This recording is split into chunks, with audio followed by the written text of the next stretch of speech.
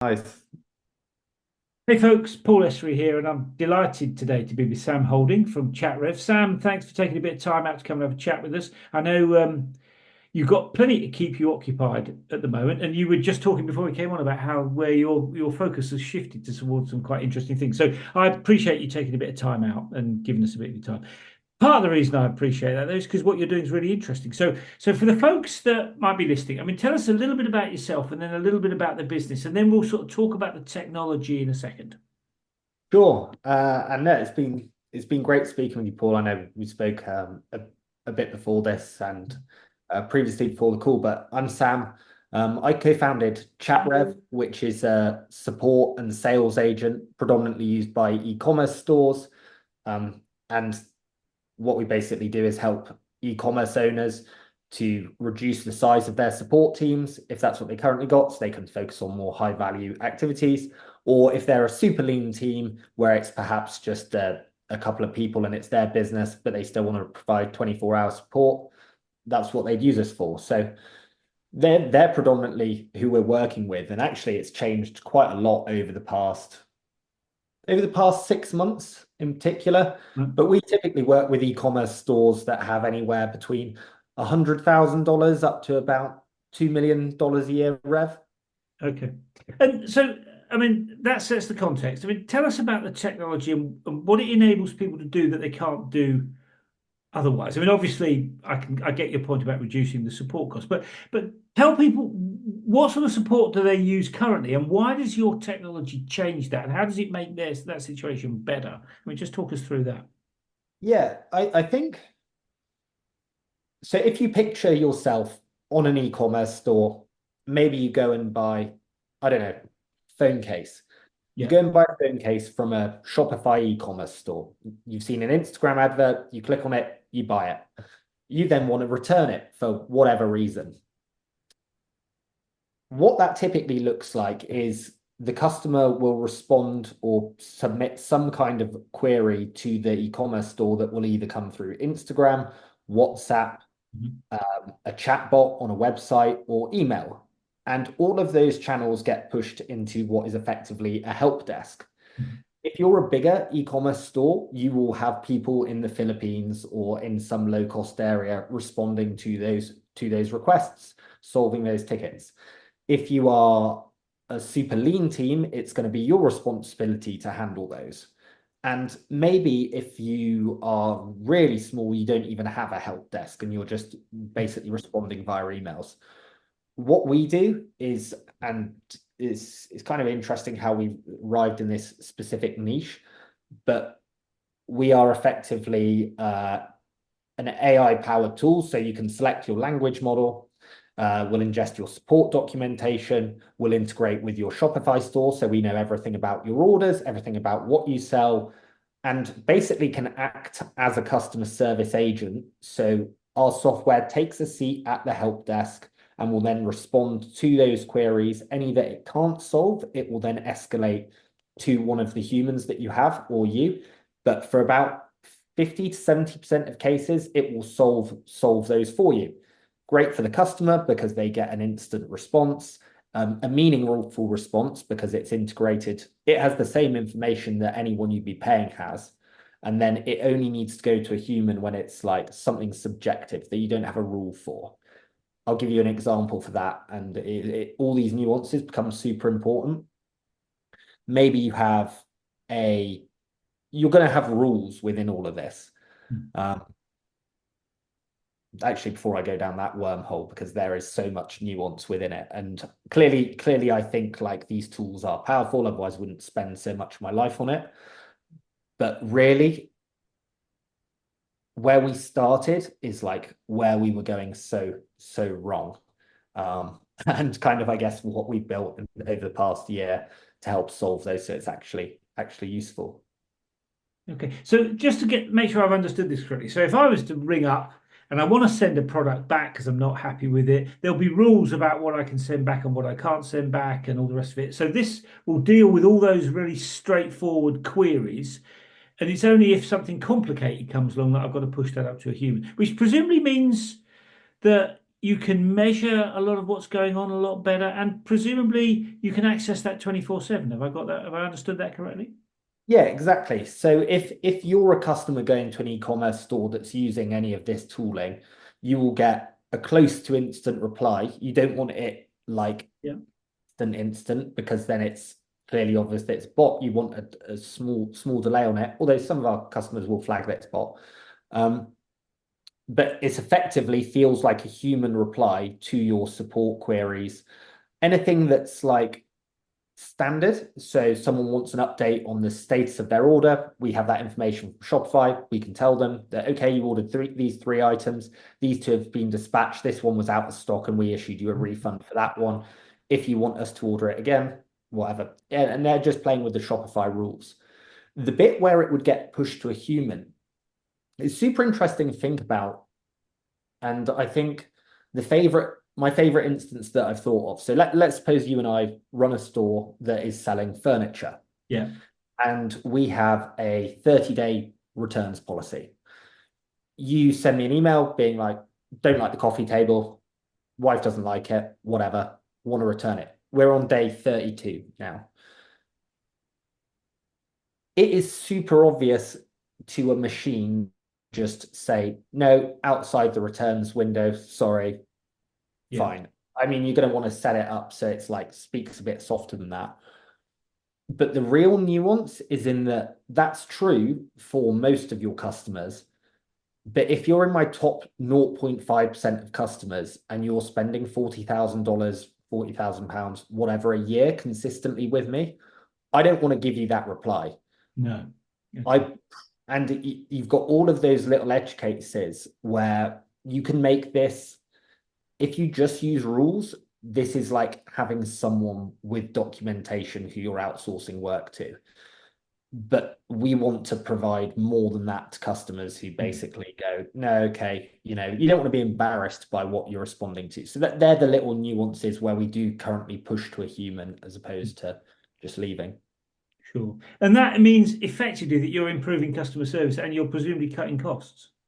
Yeah, exactly. So if you're an e-commerce store, and this won't solve all of your queries because you're going to have those edge cases, and it's by no means a silver bullet, but it does mean that you're not paying $1,500 a month per outsourced support person.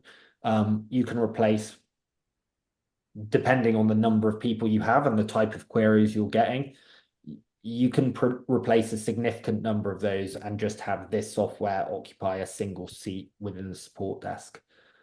So people do it for cost savings,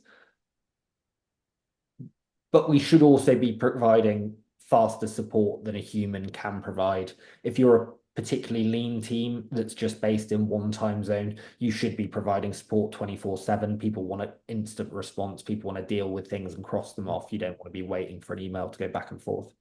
Yeah. I mean, I think I absolutely get the value of the proposition. I mean, I totally get that.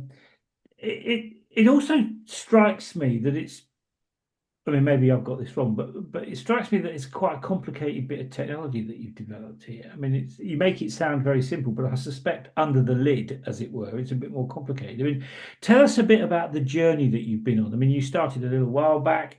You've created a fantastic bit of technology. Tell us about that journey. Tell us about some of the challenges you've had to deal with. Yeah, I think the complexity, if you'd asked me to come up with how this works at the start, we started miles off from this. Yeah. Not as in was working for a B2B SaaS company. We had a chatbot on our website, and this was just when ChatGPT released. We were all spending quite a lot of time on Twitter. You see it kind of blowing up and you think, how can I use this? And lots of companies, us included, basically developed what is effectively a wrapper for OpenAI's LLMs, Right. which we had a B2B website. I was sick of paying ZoomInfo. Well, we cancelled our ZoomInfo contract that was providing our chatbot. And that was a rules-based chatbot where basically it would get routed to a human. And someone within my team there would be expected to reply to the human. It was never fast enough. Just it was a super small team. And because it was B2B, you don't get that many queries through a chatbot. Like you just don't, even if you get quite a lot of traffic, because the average contract value is high. Like if you're going and buying a Salesforce license, I mean, they're such a huge company, perhaps it does apply, but picture you're buying more niche software, they're not getting hundreds of people come to their chatbot every day. So you can't have a dedicated person sitting there. Yeah, okay. So we were like, okay, let's effectively build an AI chatbot and replace this because we needed one. It could save that company money. And it frankly wasn't the world's most difficult thing to do. But doing that, we quickly realized like chatbots are predominantly used for support. That's not because of any way that if I picture every time I've come and used a chatbot, it now seems obvious. I have only ever used them for support queries. Yeah, likewise. Likewise. And we quickly saw that like within the responses that were coming through, which was fine. And it helped with that. But that's a B2B software support query is often such, for some pieces of software, it's fine, where it's very repetitive, cookie cutter, easy to solve. Where it's enterprise software, where you have a load of, effectively, you'll sell it with consulting services to integrate it. The chatbot cannot easily identify that you've changed this in your system that means that it's broken. Like the value in it is quickly diminished. And the worst thing is you're kind of screwing with customers who are paying you a lot of money. Like it's a frustrating experience. So we saw that and we were like, okay, this works, but there's a load of people in this space. The type of people who are typically adopting just a chatbot to put on your website, it was very much a nice to have. It was very much like, frankly, the camp I would have put myself in of guys who like to build software, think that it's cool, would put it on their marketing site. Was the value super obvious? It was more that it was cool. So you were kind of maxed out at about 20.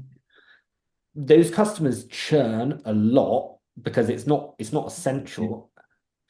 And so we were like, okay, this is fine, but sales were difficult. I didn't really know who I was speaking to and what I was saying, what specific pain points. It's almost just like, this is cool. And that was fine. We then had like a bit of luck where we had quite a few e-commerce stores be like, hey, can it do this and this and this? And we put it up on some e-commerce stores and it would tell people about the products. It was trained on all the information on their website. But really, people still want to be able to ask about their specific orders. And the nice thing about building within the e-commerce ecosystem is you can fetch that data in like and give people pretty meaningful answers. All the sales are like there's a high number of queries. The queries all have the information stored within a Shopify type system. So you can provide meaningful responses. And each interaction is typically too low value to have like a highly paid person sat there doing it. Like it just doesn't happen. So by building some basic integrations, we were able to go, okay, step one to providing significantly more value to these people is build those e-commerce integrations. Great. And that's a value to all e-commerce stores if you have enough in there. And frankly, given that it's got all the information within your Shopify and can show it to the user, that's already more than they can currently get from your website. So you're going to help yourself there. The value then increases pretty exponentially in terms of dollars, but perhaps not in terms of like the pain that it's causing your life. Because if you're a single one or two people running an e-commerce, like the support queries are a lot of pain, but have a lower dollar amount. Yeah. We help those a lot with just those basic integrations. The bit where it really starts to like add up in terms of dollars is where you have e-commerce stores that are hitting 7 figures revenue, where they're hiring multiple support people, particularly in busy periods. Handling omni-channel support. And these people are effectively sat on the help desk trying to do their thing. You have to pay people to like train those people if you want to have any of those nuance. So it allows for them the like labor that's churning higher, replace that, have a smaller number of people who are more highly paid and can do the more complex stuff. So we only ended up there from feedback from customers. And that's like the bit of all startups that, you know, everyone tries to avoid. And I certainly used to try to avoid it because no one likes being told that what you've built is like not that useful. But it was only through having those conversations where fortunately, like the people we were speaking to were candid enough to be like, yeah, cool, but whatever. Like, so what? And that was really how we learned because I've never run an e-commerce store. I've never owned an e-commerce store. We're quite fortunate to know multiple people who have, and even a couple of folks who own Shopify agencies that have been super useful to us in terms of getting to this point. But without having got it wrong so many times before, we wouldn't know where to focus now. Yeah, no, I mean, I always say to people, the feedback you want is the negative feedback. When people tell you something's great, it's nice to know, but it don't help you. It's when they tell you what's going wrong that really helps, isn't it? Oh, for sure. And the best thing is just asking for money, frankly, because there was a lot of people with the initial thing we were doing where they'd be like, "Oh, this is cool. Do you know what I mean?" And maybe they try it out, but you only really know how valuable it is to someone when you're asking for dollars. And Yeah. it was the first conversation we had with a store owner where they were like, "We need this, this, and this by this date because this is when our busy season is. Won't implement any changes after that. This is what it currently costs us. Show us what impact this would have here and what your pricing looks like, and then show them our pricing." Classic. We didn't know what we're doing at the time. They're like, "Yeah, being frank, that's insanely low." Yeah, insanely low. We're like, "Okay, right." And then they go, "We need this, this, and this for this to make sense to us." Then we'd consider you, and you go, "Okay, if we do A, we can do A and B. If we do that, uh, do we reach this dollar amount?" And then so that's where it feels different because there's a more clear value tied to it. But without asking for the money, you get the endorphin kick when you get signups, but ultimately it doesn't help us No. cover our cost base. And when you look back on that period, I mean, it sounds to me like it's been a bit of a journey. I mean, when you look back, was there anything that you learned from that process in particular that kind of surprised you? I mean, there will be the obvious things, but was there anything when you thought, oh God, that's I didn't think I'd have to be doing something like that. I mean, was there anything in the kind of learning experience that kind of was a little bit different? I think for quite a long time we'd known that we'd been too broad, Right. and we knew that it was just for so long. And maybe it was just a timing thing. It's hard for me to say given that we're here because of all the opportunities that we were getting in the real early days, there was a couple. There was people who were basically building developer and internal documentation and wanted a way for those teams to query it. And for a period of time, we were like, okay, maybe this becomes our thing. And at the same time, the e-commerce conversations were going on, and then there's a load of noise in the middle. So you're kind of going, okay, which route do we go down? And e-commerce, I think frankly we got lucky looking back that there just so happened to be a higher volume of e-commerce opportunities coming in at times, so we focused there. But since then, clearly, like you have good weeks and bad weeks, and a few months ago we look back across and go, okay, well, what made there and like the developer documentation different, and it just didn't. We couldn't add even close to as much value. You can't integrate with as many things. That is the information that you have there. And I can't see specifically in someone's machine what they're doing locally. Like there's kind of, your code base is yours. Yeah. This is just for the documentation. So I think the thing that surprised me most is perhaps just how lucky we got with that. Right. But perhaps, that was also a function of just try and sell things because we were somewhat guided by the fact that people were being like, hey, what about this? What about this? What about this?